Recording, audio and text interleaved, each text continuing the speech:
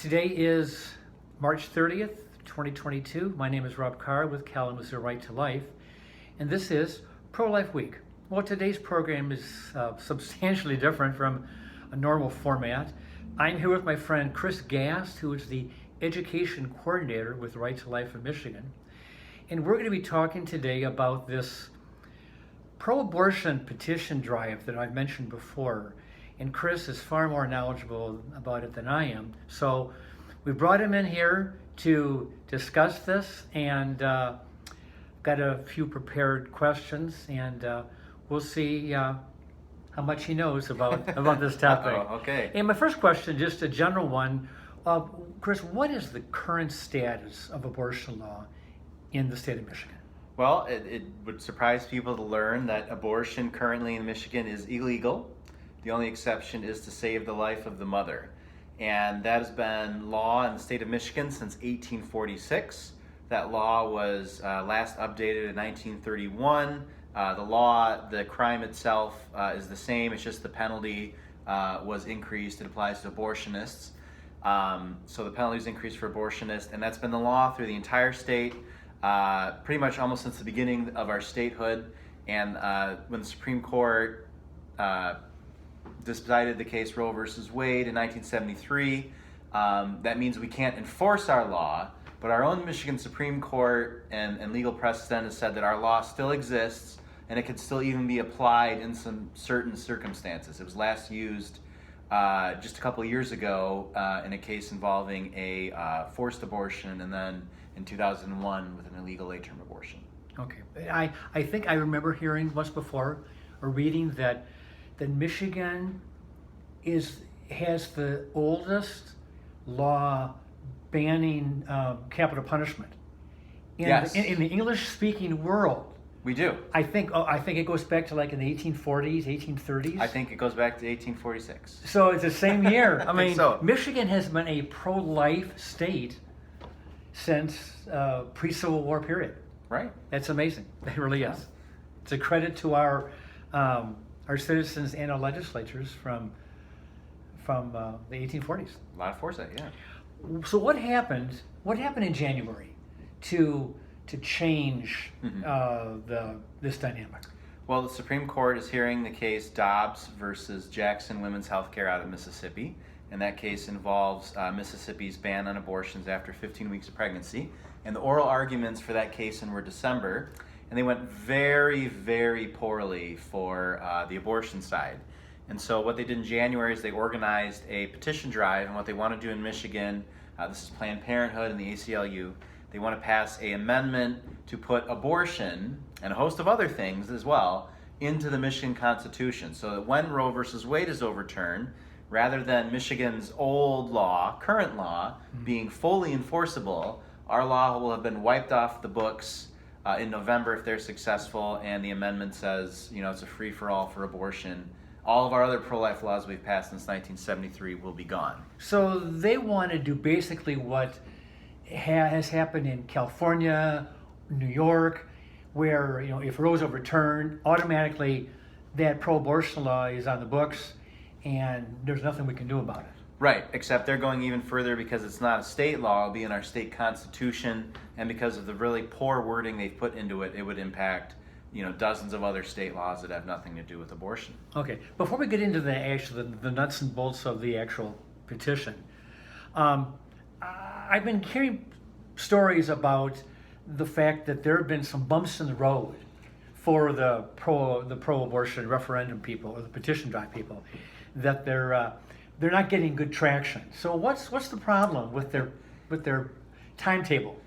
Well, you have 180 days to collect signatures. However, the signatures for a constitutional amendment are due by July 11th, and so there's enough time so the signatures can be validated before the amendment is placed on the ballot. So they're already starting with a shorter time frame.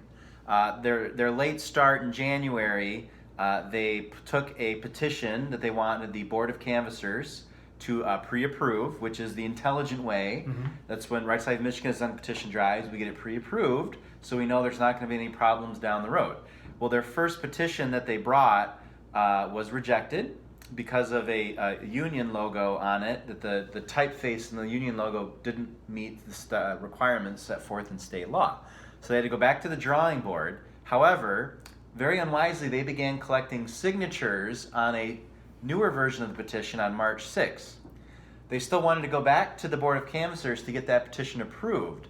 And so on March 23rd, almost 3 weeks after they began collecting signatures, the State Board of Canvassers rejected that petition because it had there's specific language in state law that has to say this, and they put an extra "the" in. Those "thes" will kill you. Depends on what the meaning of the word "the" is, But state law is state law, and we can't deviate from state law. And so there are missteps there, and they got conditional approval on a third version of the petition, assuming they get that right. Right. So conceivably, there were thousands of signatures that were recorded or taken that have to be thrown out. Right, unless they can organize some shenanigans at the court, which Yeah. abortion supporters are really good at. But yeah, they've basically had to start, and not just that, from a logistical standpoint, it takes money and time to print, especially with the paper shortage and supply. Yeah. They had to throw out all of their first batch petitions. They probably printed some. And then the second batch they thought was good, it was just going to be rubber stamped. They had to throw out all those petitions. So have they actually restarted again? It seems so. They've had events planned, and they've said, turn all your other petitions in. It seems like they're going forward. But the bottom line is they were already starting with only about 150 of their 180 days that they had to collect signatures, and their missteps have cost them a third of that time. So they're down to about 100 days to collect 425,000 legal signatures, Or a lot more. I've been saying to people they really need about 600,000 Right. for a good cushion. Especially if they use paid circulators to collect the signatures, because the error rate for the paid circulators is way higher than volunteers. So basically it's impossible for them, I won't say impossible, but for volunteers to do it, and Sure. even with paid circulators, it's going to cost them millions of dollars to get this done by July 11th. So what is on this petition? What are people signing, and what are the ramifications of what they do if this thing were to pass? It might be shorter to say what isn't affected by the petition. So the way they've worded the petition, their coalition is called Reproductive Freedom for All, and so they want people to support this idea of reproductive freedom, and they say that this right will apply, and this amendment will apply to all matters related to pregnancy, not just abortion. And they list off a bunch of things like childbirth, postpartum care, etc., to kind of try to hide the abortion. That's the word that I've been using, hide. Because who's not in favor of prenatal care? I mean, Right. They listed about 8 things, and 3 or 4 of those are good, solid, life-affirming, Right. processes or developments, and they're hiding. They're hiding. Everything is. It sounds good on paper, but they're hiding the main thrust of the whole petition, which is abortion. Right. It's not prenatal care. It's Right. abortion. And I think they did this so that they would be successful in November Yeah. to try to hide these things.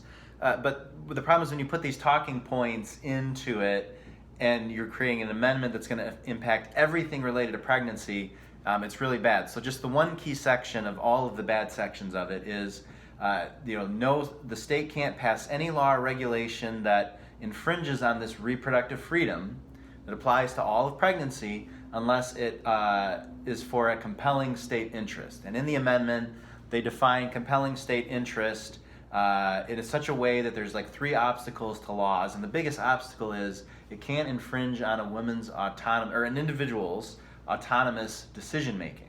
So in other words, as long as someone wants to do something in the state related to pregnancy, whatever that is, the state can't do anything about it at all. In some cases, can't even investigate possible violations of law. So when you put it all together, it would do things like decriminalize infanticide. It would impact areas outside of abortion, like, for example, laws about the age of consent. The amendment doesn't mention children and adults, it says individuals. Would it legalize prostitution?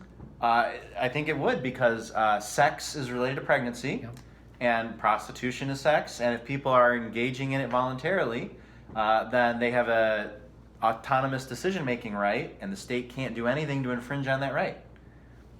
They've written in such a way that anything you can imagine, from actual care in a hospital, anything related to sex, this includes children, even laws out there like our human cloning ban, which involves pregnancy and reproduction at certain levels. So pretty much every single law impacting pregnancy in the state of Michigan is going to be wiped away or severely impacted. Now, I believe in New York State, their law that codified Roe permits non-doctors from performing abortions, like midwives or nurses or whatever.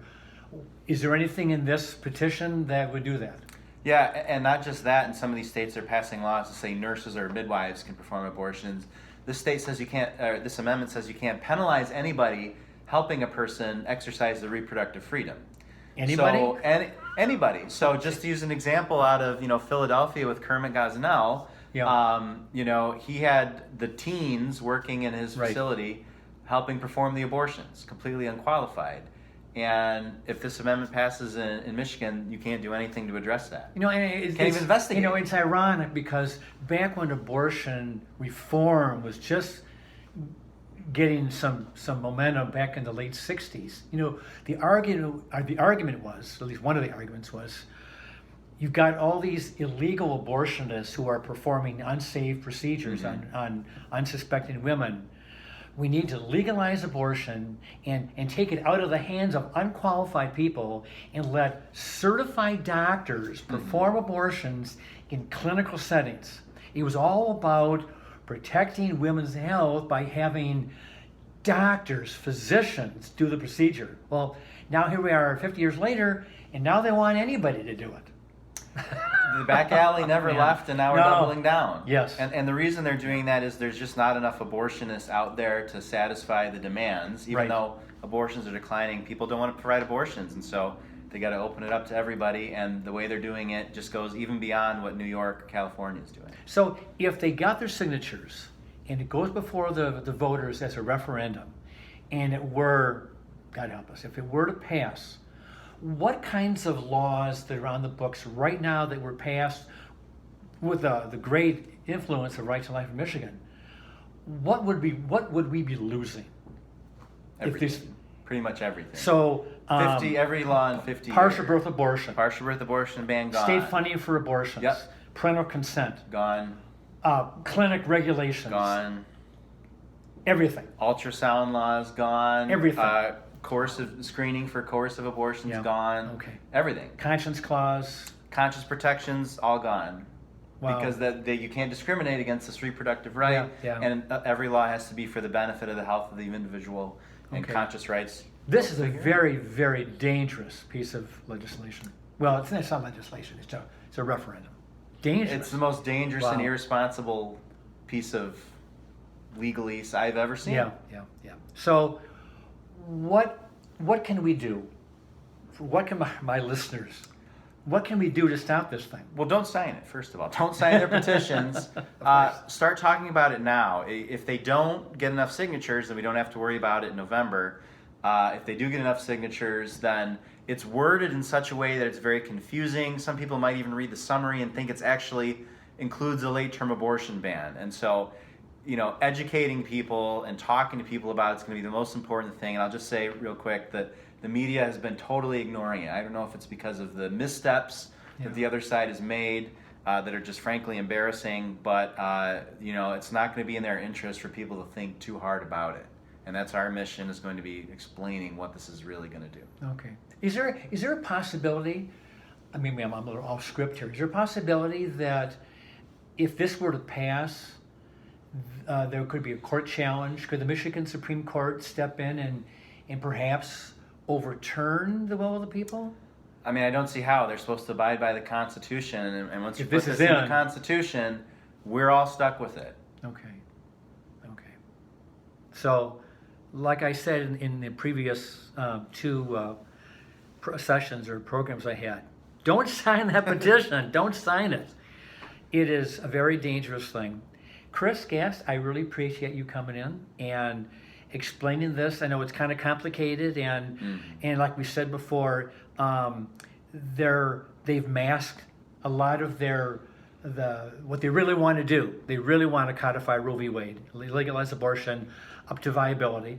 And I've thought before too that if they had worded a referendum or a petition that was less expansive, legalize abortion for the first trimester, and still permit some of our regulations or our restrictions, that probably would have passed in a heartbeat. But Maybe. they've gone to such an extreme. Viability, to me, viability is a moving target. And they redefined viability in the amendment to not count if the child's disabled or needs any medical care whatsoever. It's baffling, but that's what they put on there, and you can guess about their intentions all day, but what matters is what's the language going to be that's going to be our living experience. So the coalition that we're in, and what's the name of the coalition? Citizens to Support Michigan Women and Children. And we're going to be launching our own media campaign to fight this to the death. Yep. And more, the closer we get to the election, the more you'll see, if they get their signatures, you're going to see a lot more. Chris Gast, Thanks very much, for coming in. Thank you, and I will see you next time.